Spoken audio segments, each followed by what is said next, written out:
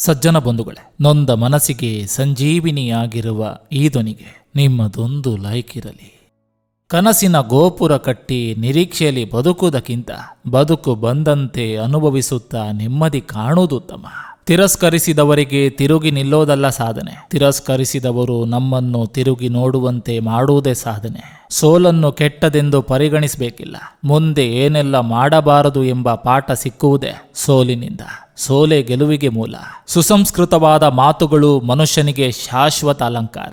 ಪರರ ಮೆಚ್ಚಿಸುವ ಚಿಂತೆ ನನಗಿಲ್ಲ, ಪರಮಾತ್ಮ ನೀ ಮೆಚ್ಚಿದ್ರೆ ಸಾಕು, ದಾರಿ ನನ್ನದು, ದಯೆ ನಿನ್ನದು. ಪ್ರಚಾರಕ್ಕಾಗಿ ಅಥವಾ ಹೊಗಳಿಕೆಗಾಗಿ ಮಾಡುವ ದಾನ ಧರ್ಮದಿಂದ ಯಾವ ಪುಣ್ಯವೂ ಬರೋದಿಲ್ಲ.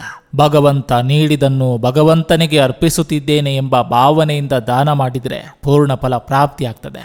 ಮಾತಿಲ್ಲ ಎಂದ್ರೆ ಮರೆತೆ ಎಂದು ತಿಳಿಬೇಡ, ಈ ಮೌನಕ್ಕೆ ಕಾರಣ ನೀನೇ ಎಂದು ಮರೆಯಬೇಡ.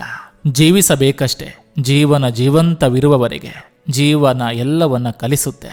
ಇಲ್ಲಿ ತಾಳ್ಮೆಯಿಂದ ಕಲಿತು ಜೀವಿಸಬೇಕಷ್ಟೇ. ಜೀವನ ಎಲ್ಲವನ್ನು ಕೊಡುತ್ತೆ, ಕಾಯುವ ತಾಳ್ಮೆ ಜೊತೆಗಿರ್ಬೇಕಷ್ಟೇ. ಕೊನೆಗೊಂದು ದಿನ ಜೀವನ ಎಲ್ಲರಿಂದ ದೂರ ಇರಿಸುತ್ತೆ, ಸಹಿಸಿಕೊಳ್ಳುವ ತಾಳ್ಮೆ ನಮಗಿರ್ಬೇಕಷ್ಟೇ. ಕಾಯಕಕ್ಕೆ ಮುಪ್ಪಿಲ್ಲ, ಭರವಸೆಗೆ ಸಾವಿಲ್ಲ, ಸಾಧನೆಗೆ ವಯಸ್ಸಿಲ್ಲ, ಸಾಧಿಸಿದವನು ಸಾಯಲ್ಲ.